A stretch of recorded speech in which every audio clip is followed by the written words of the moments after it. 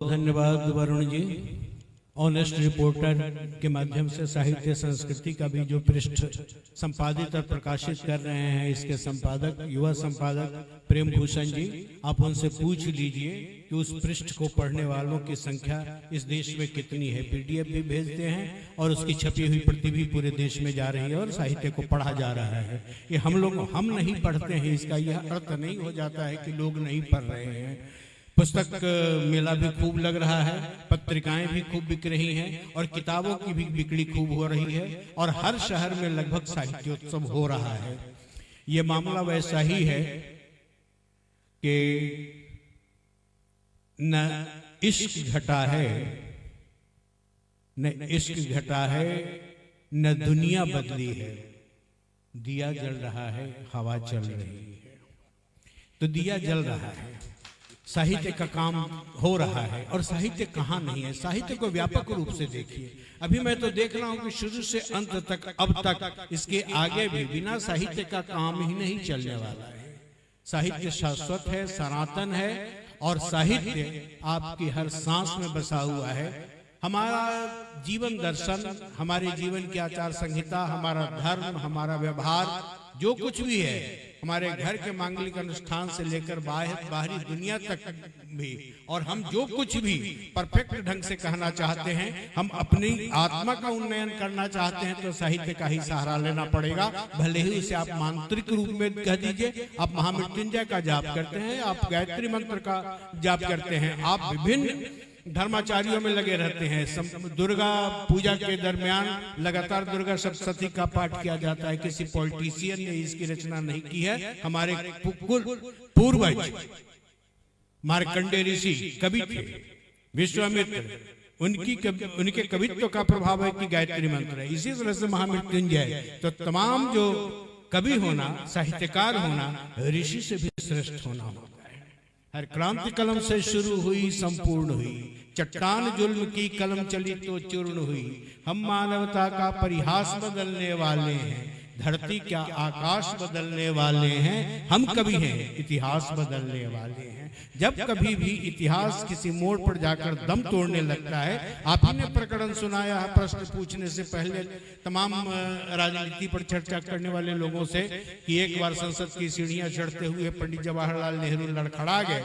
दिनकर जी ने अपनी बलिष्ठ भुजाओं में उन्हें थाम लिया और पंडित जी ने कहा कि दिनकर आप न होते तो मैं गिर जाता। दिनकर ने छूटते ही कहा था, जब जब राजनीति लड़खड़ाती है, साहित्य उसे थामता है। तो केवल राजनीति ही नहीं, जब जब मनुष्य के जीवन की डोर कमजोर पड़ने लगती है, जब जब मनुष्य टूटने लगता है, थकने लगता है, दिशाहीन होने लगता है, साहित्य उसे आत्मबल भी देता है, उसे दिशा का ज्ञान भी देता है। साहित्य उसकी जय यात्रा में काफी सहायक होता है। इसलिए साहित्य के प्रति निराश होने की जरूरत नहीं है। आप नहीं पढ़ रहे हैं, हम नहीं पढ़ रहे हैं, इसका यह अर्थ नहीं है कि संसार नहीं पढ़ रहा है। न हारा है इश्क, न दुनिया थकी है। दिया जल रहा है, हवा चल रही है। यह वितंडावाद की हवा चलती रहेगी, नकारात्मकता की हवा चलती रहेगी, साहित्य का दिया जलता रहेगा। क्योंकि साहित्य प्रेम है, साहित्य संवेदना है, साहित्य व्यापक सरोकार है और साहित्य वहां है जहां जहां हम आप कल्पना नहीं कर सकते हैं। मैंने कहा ना कि ये केवल मन की बात नहीं है, दिल की बात है, आत्मा की बात है, चेतना की बात है। ये आपको आपके जीवन के मूल्य का एहसास कराता है। साहित्य आपके सामने जैसे दर्पण होता है, तो दर्पण केवल बाह्य दिखलाता है, साहित्य अंतरतम को भी आलोकित करता है, अंतरतम को भी दिखला देता है। इसलिए साहित्य के प्रति निराश होने की जरूरत नहीं। थोड़ा मैं पीछे ले जाना चाहता हूं, जहां से कविता की शुरुआत होती है, वैदिक काल से। अमूमन हम लोग करते क्या है, भावावेश में बहते हुए कह देते हैं कि कविता की शुरुआत वाल्मीकि से हुई, उन्हें आदि कवि मान लिया जाता है। आदि कवि मैं नहीं कहना चाहूंगा, मैं उन्हें महाकवि कहना चाहूंगा। उससे पहले भी कविता का अस्तित्व है। हमारे यहाँ जब लिपि का आविष्कार नहीं हुआ था, तब भी लोग अपने अंतर राग को सस्वर गाते थे, प्रस्तुत करते थे। और जिस दिन से मनुष्य ने गाना शुरू किया और जिस मनुष्य ने पहली बार कहा होगा कोयल की आवाज सुनकर कि कोयल गाती है, लहरों को बलखाते हुए चलने की स्थिति में देखकर किसी संवेदनशील कभी मन ने कहा होगा कि लहरें बलखा रही हैं, लहरें नाच रही हैं, लहरें थिरक रही हैं, समुद्र गर्जना कर रहा है, समुद्र महाकाव्य का पाठ कर रहा है। तो कविता की शुरुआत, गीत की शुरुआत आदिम काल से है, छंद की भी शुरुआत वैदिक काल से है।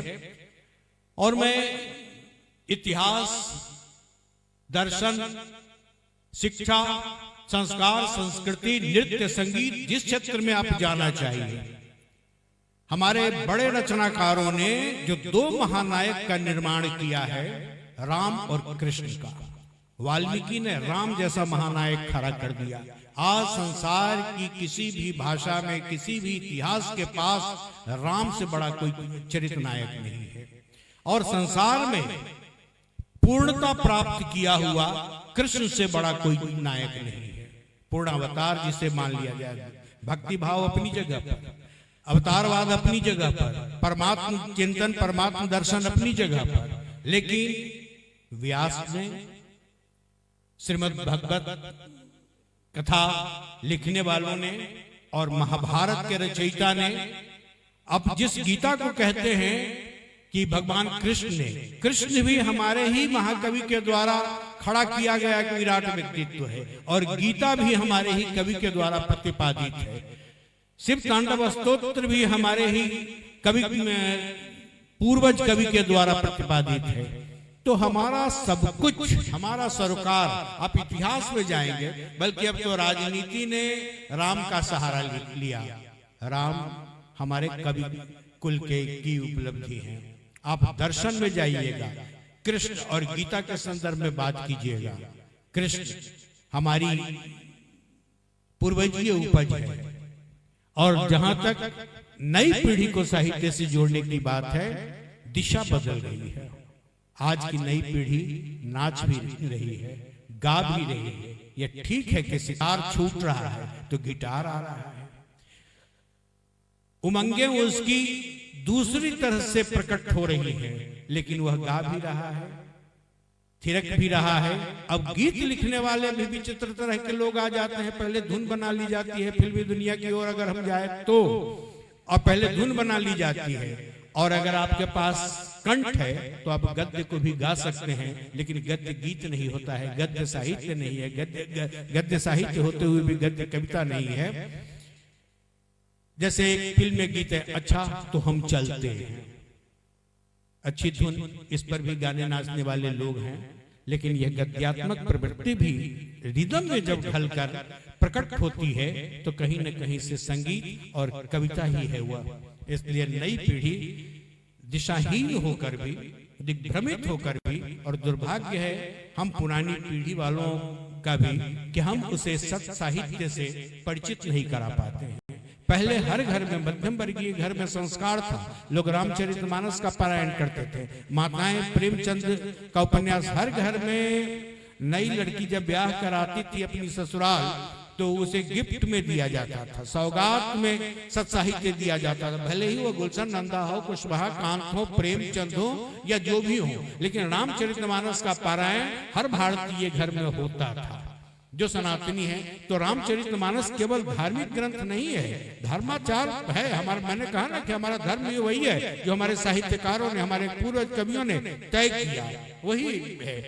तो रामचरितमानस एक बड़ा साहित्य, और संसार की किसी भी भाषा में रामचरितमानस जैसा सर्वजनीन, सर्वप्रिय और सर्वोच्च कोई दूसरा महाकाव्य, कोई दूसरा ग्रंथ नहीं है। और यह कविता और साहित्य की उपलब्धि है जहां रामचरितमानस, अब तो हनुमान चालीसा भी नई जो जुड़ी हुई पीढ़ी है वह नई पद्धति से, नए तरीके से हनुमान चालीसा को नई पीढ़ी गा भी रही है। तो हनुमान चालीसा भी साहित्य है।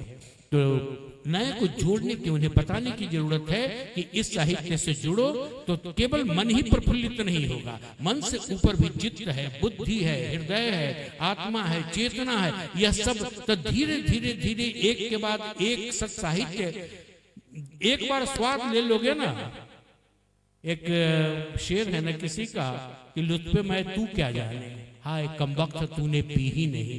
एक बार साहित्य का रस ले लीजिए, एक बार कविता का रस ले लीजिए, और मैं समझता हूँ कि हाँ कोई ऐसा नहीं है जो मुजफ्फरपुर में लोकप्रिय कोई कभी नहीं आता है, कभी सम्मेलन नहीं होता है तो लोग नहीं जाते हैं। अब तो बहुत सारे लोग यूट्यूब पर भी, चाहे हरिओम पवार की पंक्ति हो, कृष्ण कुमार जी शिक्षाविद हैं, बड़ा शिक्षण संस्थान चलाते हैं, लेकिन वे भी दिनकर की पंक्तियों को उद्धृत कर रहे थे। संसदीय बहस में भी इन दिनों लगातार नई पीढ़ी के भी जो नेतृत्व करता गए हैं, युवा हमारा जो नेता गया है, संसद में जाए तो विधानसभा में जाए तो वह धड़ल्ले से बोलता है, जब नाश मनुज पर छाता है पहले विवेक मर जाता है। मैं अपने शहर के महाकवि आचार्य जानकी वल्लभ शास्त्री का जिक्र करना चाहूं। राजनीति जब दिशाहीन होती है तो हम लोग जनता के घाव पर, जले हुए पर मरहम लगाते हैं, और वह साहित्य का मरहम होता है जब उसके बीच हम कहते हैं कि कुपथ कुपथरत दौड़ाता जो पथ निर्देशक हुआ है, लाज न जाती जिसकी कृत से धृत उपदेशक हुआ है, मूर्त दम्भ करने उड़ता है शील विनय परिभाषा, मरण रक्त मुख से देता जन को जीवन की आशा, जनता धरती पर बैठी है नभ में मंच खड़ा है, जो है जितना दूर मही से उतना वही बड़ा है। यह कहते हैं तो नई पीढ़ी भी इसे स्वीकार करती है, और नई पीढ़ी भी तालियों की गड़गड़ाहट के बीच इस साहित्यिक पंक्ति का, इस कविता की पंक्ति पर दाद देती है नई पीढ़ी भी। तो मैं देखता हूं कि कहां नई पीढ़ी नहीं जुड़ी हुई है, उसे पढ़ना क्या है। अब सर्वे है कि प्रेमचंद का साहित्य फिर नए सिरे से खूब बिक्री उसकी हो रही है, खूब पढ़ा जा रहा है। हमारे इस जगह मित्र हैं, कथाकार हैं रामेश्वर द्विवेदी, कवि हैं, संस्मरणकार है और खूब यायावर है। जब काव्य पाठ करते हैं या साहित्य संवाद करते हैं तो अपने ढंग से श्रोता होते हैं, और मेरा विश्वास है कि यहाँ से जो भी लौटेंगे, चाहे शिक्षाविद हो, चाहे संस्कृति कर्मी हो या राजनीति करने वाले लोग लौटेंगे, तो साहित्यिक भाषा की ही चर्चा होगी, कविता की ही चर्चा होगी, गीत की ही चर्चा होगी। इसलिए नई पीढ़ी को केवल बताने की जरूरत है। मुझे लगता है कि निशा तुम जरूर काव्य साहित्य से, किसी न किसी रूप में कथा साहित्य से, आप जब लिखते हैं वरुण जी, आप जब लिखते हैं तो वह साहित्य है। कहाँ आप साहित्य से लग, पत्रकार का तो साहित्यकार से इतना गहरा संबंध है, पत्रकारिता और साहित्य दोनों अविच्छिन्न है।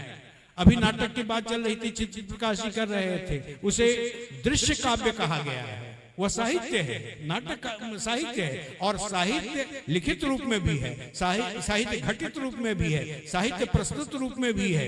और जब कोई गजल की पंक्तियों में कोई कहता है कि घर से बाहर निकला कर, दुनिया को भी देखा कर, पढ़ के सब कुछ सीखेगा, देख के भी कुछ सीखा कर, तो देख कर आपको सीखना क्या है, देखने जाते कहाँ है। आप रामलीला देखने जाइएगा, आप नाटक देखने जाइएगा, फिल्म देखने जाइएगा, कभी सम्मेलन देखने सुनने जाइएगा, किसी रामचरितमानस राम कथा का श्रवण करने जाइएगा, मुरारी बापू जैसे ज्ञानवान प्रज्ञावान को सुनने जाइएगा, तो आप साहित्य से जुड़ते हैं। हमारी माताएं जुड़ती हैं, हमारे देश के लोग जुड़ते हैं, क्योंकि भारतवर्ष की चेतना में ही, इसकी प्रकृति में ही और इसकी दिव्यता और आध्यात्मिकता में ही आदिकाल से साहित्य की धारा प्रवाहित है।